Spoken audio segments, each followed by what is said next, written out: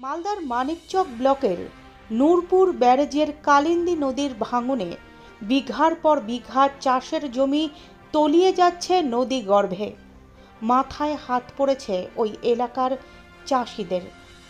ভাঙনে আগামী দিনে বিপন্ন হতে পারে রাজ্য সড়কও, কিন্তু তা সত্ত্বেও কোনো হেলদোল নেই ব্যারেজ কর্তৃপক্ষের জানিয়ে ক্ষোভে ফুঁসছেন এলাকার সাধারণ মানুষ।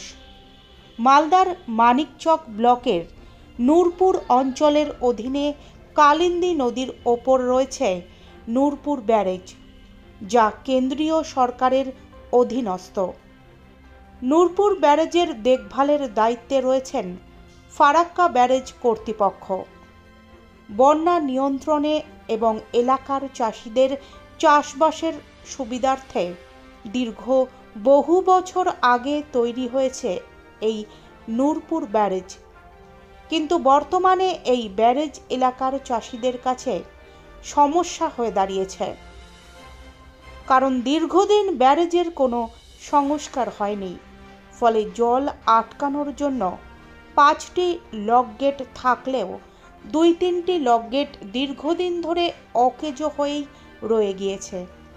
ফলে লক গেটের আশেপাশে পলি ও বালিও জমে গিয়েছে, যার জেরে কালিন্দী নদী তার আগের স্বাভাবিক গতিপথ হারিয়েছে, নতুন পথে এঁকে বেঁকে বইছে, যার জেরে নদী ভাঙনের সমস্যা তৈরি হয়েছে। দিনের পর দিন চাষের জমি বিলীন হচ্ছে নদী গর্ভে, ফলে ক্ষতির মুখে পড়েছেন এলাকার চাষিরা।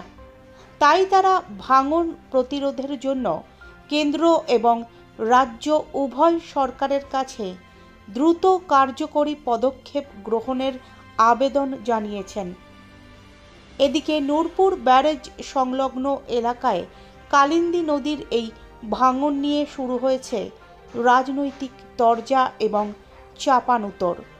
এই ঘটনায় মানিকচকের সিপিআইএম নেতা দেবজ্যোতি সিনহা এবং মানিকচকের তৃণমূল বিধায়ক সাবিত্রী মিত্র দুজনেই অভিযোগ করে বলেন, নূরপুর ব্যারেজ কেন্দ্রীয় সরকারের অধীনে রয়েছে, তাই নূরপুর ব্যারেজের কারণে নদী ভাঙন সমস্যার সমাধানে কেন্দ্রীয় সরকারকেই এগিয়ে আসতে হবে।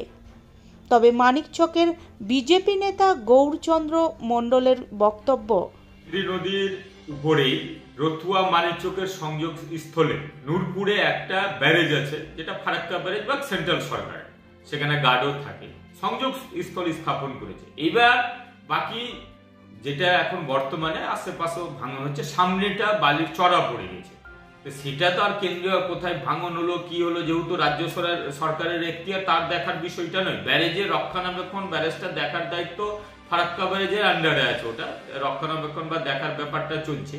তো অনেকেই অনেক কথাই বলে, তখন কেন্দ্রীয় সরকারের টাকাই রাজ্য সরকার চলে, সে তার সুদের টাকা হোক, বিভিন্ন প্রকল্পের টাকা হোক, তার টাকা এদিক ওদিক খরচা করে সেখানে লুটরাজ চালায়, বিভিন্ন জায়গায় আত্মসাৎ করা হয়। আর যত দোষ নন্দ ঘোষ, অর্থাৎ কেন্দ্রীয় সরকারের দোষ না দিলে তো পার পাওয়া যাবে না। সে দুজনই, বাম, কংগ্রেস আর তৃণমূল তো আছেই দোষ করতে ব্যস্ত, কিন্তু তারা টাকা নিতে আবার এইদিকে জোর গোলায় শুধু কেন্দ্রের উপরে দোষ চাপিয়ে যাবে। টাকা পেলে কি করে আত্মসাৎ করতে হবে, কি করে সাধারণ মানুষকে না দিয়ে আত্মসাৎ করতে হবে, সেই ব্যবস্থায় ব্যস্ত। এটাও কোনো প্রকল্প করছে কিনা, যদি কেন্দ্রীয় সরকার কিছু ভাবে, যদি কিছু করে, তাহলে সেখানে রাজ্য সরকারকে দিয়ে করাবে, সেখানেও আত্মসাৎ করা যাবে। অ্যাকচুয়াল সবাই বলবে, যারা সমাজের লোক সবাই জানে যে ওটা ব্যারেজটা ফারাক্কা ব্যারেজের আন্ডারে রক্ষণাবেক্ষণের দায়িত্ব, কিন্তু আশেপাশে ভাঙন বা আমাদের এই কালিন্দী নদী কোন দিকে পথ নিল, সেটা ওনার দেখার বিষয় নয়, রাজ্য সরকারের দেখার বিষয়। এখানে বিধায়ক রিপোর্ট করুক সেখানে ফারাক্কা ব্যারেজকে, বা এখানে নূরপুরের যারা কর্তৃপক্ষ আছে তাদেরকে, তারা অবশ্যই ম্যাটারটা দেখবে এবং রাজ্য সরকারের যেটা এখতিয়ার সেটা করবে। সাধারণ মানুষ যেটা বলছে সেটা অবশ্যই আমরাও রিপোর্ট করব, উনারাও যারা লোকাল আছে, এমএলএ থেকে এমপি থেকে, তারা রিপোর্ট করুক, তারা অবশ্যই সেই কাজ করে দেবে। কিন্তু আশেপাশে যে ভাঙন হচ্ছে সেটা কিন্তু কেন্দ্রীয় সরকারের এখতিয়ারে নয়।